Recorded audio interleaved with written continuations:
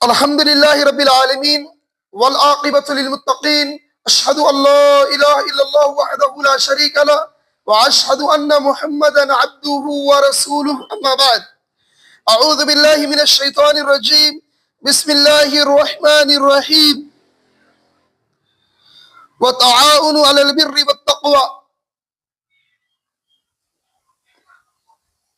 وعن أبي هريرة رضي الله عنه قال رسول الله صلى الله عليه وسلم من دعا إلى هدى كان له من الأجر مثل أجور من تبعه لا ينقص ذلك من أجورهم شيئا ومن دعا إلى ضلالة كان عليه من الإثم مثل أثام من تبعه لا ينقص ذلك من أثامهم شيئا رواه مسلم في کتاب العلم۔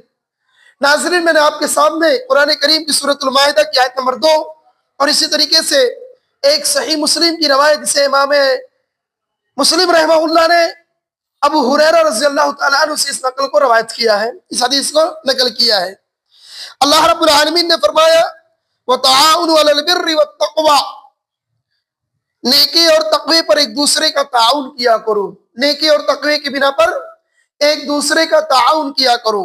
حدیث بھی سنیے، اللہ کے رسول جناب محمد رسول اللہ صلی اللہ علیہ وسلم نے ارشاد فرمایا جس نے کسی کو ہدایت کی طرف بلایا اس کو ان تمام لوگوں کے برابر اجر ملے گا جو اس کی پیروی کرنے والوں کو ملے گا، یہ ان کے اجروں سے کچھ کمی نہیں کرے گا، اور جو کسی کو گمراہی کی طرف بلائے گا تو اس پر ان تمام لوگوں کے گناہوں کا اتنا ہی وبال بھی ہوگا جو اس کی پیروی کرنے والوں کو گناہ کرنے کا وبال ہوگا، اور یہ ان کے گناہوں میں کچھ کمی نہیں کرے گا۔ ناظرین، قرآن کریم کی آیت وَتَعَاوُنُوا عَلَى الْبِرِّ وَالتَّقْوَى کہ تم لوگوں کو نیکی اور بھلائی کی طرف رہنمائی کرو، حدیث یہ دونوں کی مطابقت ایک دوسرے سے ملتی جلتی ہے۔ اللہ رب العالمین نے وضاحت کے ساتھ بیان کر دیا کہ لوگوں، تم لوگوں کو بھلائی کی طرف دعوت دو، لوگوں کو اچھائی کی طرف دعوت دو، لوگوں کو اللہ اور اس کے رسول کی طرف بلاؤ، لوگوں کو صحیح راستہ دکھاؤ، ضلالت کا راستہ بتاؤ۔ ایک چیز یاد رکھنا، جہاں پر توحید کی بات کی جائے گی، توحید کس کو کہتے ہیں؟ اللہ اور اس کے رسول کے، اللہ رب العالمین کی عبادت کرنا، اللہ کے علاوہ کسی کو شریک نہ ٹھہرانا۔ اگر صرف توحید کی بات کہی جائے گی تو آدمی ضلالت اور گمراہی کو نہیں چھوڑے گا۔ توحید کے ساتھ ساتھ شرک کا بھی رد کرنا ضروری ہے، تو لہذا تعاون علی البر والتقوی کے اندر یہ چیز ملتا ہے کہ آپ لوگوں کو بھلائی کی طرف بلاؤ اور برائیوں سے روکو، برائیوں کے اوپر قدغن لگاؤ، برائی کی پہچان بتاؤ۔ کیوں؟ کیونکہ یہی ایک اہم طریقہ ہے اللہ اور اس کے رسول کی طرف بلانے کا کہ آپ نیکی کی بھلائی اور رہنمائی کیا کرو۔ حدیث واضح ہے، حدیث کے اندر جس چیز کی بات بتائی گئی ہے صرف 3 نقطہ اس سے نکلتا ہے۔ سب سے فرسٹ، ہدایت کی طرف بلانا، ہدایت کی طرف بلانا۔ آج لوگ گھر گھر جا کر ہدایت کی طرف لوگوں کو بلا رہے ہیں، گھر گھر جا کر دروازے پہ دستک دیا جا رہا ہے، لیکن ہدایت کی طرف بلانا کس کا قول ہے؟ ہدایت کی طرف کس طرف بلایا جائے گا؟ لوگ صحیح باتوں کی طرف رہنمائی نہیں کر رہے ہیں۔ ہدایت انسانوں کو اللہ اور اس کے رسول کا طریقہ بتایا جائے گا، ہدایت ضلالت کی رد بتائی جائے گی، شرک کی نحوست بتائی جائے گی، اتباع رسول کی اہمیت بتائی جائے گی۔ ہدایت کا مطلب یہ ہوتا ہے کہ صراط مستقیم کا راستہ بتایا جائے، سیدھا راستہ بتایا جائے، اور اس چیز پر ابھارا جائے کہ جن لوگوں پر اللہ رب العالمین نے غضب کیا وہ کون لوگ تھے۔ تو ہدایت کا مطلب یہ ہے کہ آپ لوگوں کو صحیح راستہ بتلاؤ۔ صحیح راستے میں 2-3 پوائنٹ آتا ہے۔ آپ لوگوں کو اتباع سنت کی بات بتاؤ، لوگوں کو فہم صحابہ کی بات بتلاؤ، لوگوں کو دینی تعلیم پر ابھارو، لوگوں کو نماز کی طرف بلاؤ، لوگوں کو صدقے کی طرف ابھارو۔ یہ ہدایت کی طرف بلانا ہے، اور جو آدمی ان کی رہنمائی کرتا رہے گا، اس چیز پر رہنمائی کرتا رہے گا، ہدایت پر بلاتا رہے گا، وہ کبھی گمراہ نہیں ہو سکتا۔ اس کا دوسرا سب سے بڑا بینیفٹ کیا ملے گا؟ آپ نے کسی کو دعوت دیا ہدایت کی طرف، شرک سے روکا، بدعت سے روکا، خرافات سے روکا، تو اللہ کے رسول کی واضح حدیث ہے کہ اللہ تعالیٰ اس کے مثل کرنے والے کے برابر بھی آپ کو ثواب دے گا۔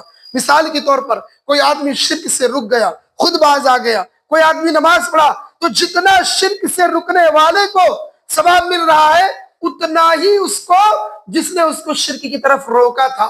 اللہ تعالیٰ ثواب میں کسی کی کمی نہیں کرتا ہے۔ ہم عبادت میں کمی کر سکتے ہیں لیکن رب ثواب دینے میں کوئی کمی نہیں کرے گا۔ آپ نے کسی بے نمازی کو، کسی شرابی کو روک دیا، یاد رکھنا قابل مبارکباد وہ لوگ ہیں جو لوگوں کو شرک سے روک رہے ہیں، لوگوں کے گھروں سے گمراہیوں کو ختم کر رہے ہیں، لوگوں کے گھروں سے بدعتوں کو نکال رہے ہیں۔ اللہ رب العالمین کل قیامت کے دن ایسے لوگوں کا نشاندہی بڑی لمبی شناخت سے کرے گا۔ یہ وہ آدمی ہے ادعو الی سبیل ربک بالحکمہ، یہ اپنے رب کی طرف لوگوں کو حکمت سے بلاتے ہیں، حکیمانہ انداز اختیار کرتے ہیں، محبت سے لوگوں کو گمراہیوں سے دور کرتے ہیں۔ لہذا ناظرین، ہدایت کا ایک مطلب یہ ہے کہ آپ راستے کی طرف صحیح رہنمائی کرو، اور راستے کی طرف صحیح رہنمائی تب ہوگا جب آپ دین کی تعلیم سیکھو گے، اللہ اور اس کے رسول کی تعلیم سیکھو گے، اللہ اور اس کے رسول کی بات بتاؤ گے، گمراہیوں سے خود دور رہو گے، خود نیک عمل کرو گے، آپ کی بات پر اثر ہوگا۔ دوسری بات اس حدیث کے اندر جو ملتا ہے، اجر کا بڑھنا کیا ہے؟ اجر کا بڑھنا یہ ہے کہ آدمی کسی کی رہنمائی کر دے، جیسے کہ میں نے ابھی سے پہلے آپ کو سمجھایا کہ اگر آپ نے کسی کو نیک راستہ بتایا، آپ نے لوگوں کے گھروں سے بتوں کو نکالا، آپ نے لوگوں کے گھروں سے شرک کو دور کیا، آپ نے لوگوں کے گھروں سے نحوست کو دور کیا، تو اب اس کا جو ثواب ہے یہ سامنے والا دنیا میں جب تک رہے گا، جب تک لوگوں کو سکھاتا رہے گا، اس کا ثواب آپ کے کھاتے میں بھی اللہ رب العالمین لکھتا رہے گا۔ کتنا بڑا فائدہ ہے، کتنا بڑا عظیم فائدہ ہے کہ آپ کسی کو گمراہیوں سے روک دو، اللہ تعالیٰ فری میں آپ کو اس کے ثواب کو بھی اللہ تعالیٰ اس میں بھی ثواب، اس کو بھی ثواب دے گا اور اس کے مثل آپ کو بھی ثواب دیتا رہے گا۔ تو اجر کے بڑھنے کا ایک مطلب یہ ہے کہ آپ کی نیکی بھی اضافہ ہوتی رہے گی اور وہ آدمی جو بھی نیک کرے گا اس کو بھی اس کا ثواب ملتا رہے گا۔ تیسرا فائدہ کیا ہے؟ دعوت و تبلیغ کی اہمیت اس میں پتہ چلتی ہے کہ دوسروں کو خیر کی طرف بلانا چاہیے۔ یہ امت محمدیہ کی خصوصیت ہے، ہمیشہ جب تک یہ خصوصیت امت محمدیہ میں زندہ ہے، امت محمدیہ کا شان باقی ہے۔ امت محمدیہ کی ایک خصوصیت ہے کہ لوگوں کو برائیوں کی طرف نکالتی ہے اور بھلائیوں کی طرف رہنمائی کرتی ہے۔ لہذا ناظرین، آج لوگ گمراہیوں کی طرف تو نکالتے ہیں لیکن اصل گمراہی جو ہے اس کی طرف نہیں نکالتے ہیں، اس کی طرف رہنمائی نہیں کرتے ہیں۔ نماز پڑھنا، زکوٰۃ دینا، صدقہ دینا، حج کرنا، عبادت کرنا، نفل پڑھنا، یہ ساری چیزیں ہدایت ہے، لیکن ان تمام ہدایتوں سے بڑھ کر بدعت کو ختم کرنا، شرک کو مٹا دینا، نحوست کو ختم کرنا، اللہ اور اس کے رسول کی انحراف کو ختم کرنا، صحابہ کرام کی غلط سمجھ جو لوگ رکھتے ہیں اس چیز کو دور کر دینا، یہ اصل ہدایت ہے۔ اس کی طرف جب تک آپ رہنمائی کریں گے رب آپ کی درجات کو بلند کرتا رہے گا، معاشرے میں آپ کو عزت ملتی رہے گی۔ اور اگر آپ نے صرف نماز کو لے کے چلا، آخرت کو لے کے چلے، دین کی باتیں لے کے چلے، اللہ اور اس کے رسول کی باتوں کو چھوڑ دیا، فہم صحابہ کو چھوڑ دیا، منہج سلف کو چھوڑ دیا، آپ نے ان کے طریقوں کو نہیں اختیار کیا، تو آپ نے صحیح ہدایت کا راستہ لوگوں کو نہیں بتایا۔ میں بار بار اسی بات کو دوہرا کر بولتا ہوں سمجھنے کے لیے کہ صرف نماز پڑھا دینا، صرف صدقہ دلا دینا، صرف زکوٰۃ کی طرف رہنمائی کرنا، یہی صرف ہدایت نہیں ہے، یہی صرف ہدایت نہیں ہے۔ ہدایت یہ ہے کہ بدعت کو ختم کیا جائے، ہدایت یہ ہے ضلالت کو ختم کیا جائے، ہدایت یہ ہے کہ آج نوجوان جو انحراف کے شکار ہو رہے ہیں، ان کا ذہن صحابہ کے بارے میں غلط جا رہا ہے، ان کا ذہن اسلاف کے بارے میں غلط ہوتا جا رہا ہے، ان کو بھی ان تمام گمراہیوں سے روکنا، یہ بھی ایک بہت بڑا مشن ہے دعوت کا، اس کو بھی ہمیں لے کر چلنا پڑے گا۔ رب سے دعا ہے اللہ رب العالمین ہم سب کو اس ہدایت کی طرف رہنمائی کرنے سے پہلے، اے اللہ پہلے ہم کو اس پر عمل کی توفیق عطا فرما۔ اے رب العالمین جب ہم خود عمل کریں گے تب ہماری دعوت کا اثر ہوگا۔ اے اللہ ہم سب کو عمل کی توفیق عطا فرما، اس کے بعد ہمیں لوگوں کو ہدایت اور ہدایت کی طرف رہنمائی کرنے کی توفیق عطا فرما۔ اے اللہ ہمیں جب تک اس زمین پر زندہ رکھ، آخری سانس تک رب العالمین منہج سلف پر زندہ رکھ، فہم صحابہ پر زندہ رکھ، اتباع رسول پر زندہ رکھ۔ اے اللہ جب ہماری روح نکلے رب العالمین عقیدہ توحید پر ہماری روح کو نکال۔ آمین تقبل یا رب العالمین۔ سبحانک اللہم و بحمدک، اشہد ان لا الہ الا انت، استغفرک و اتوب الیک۔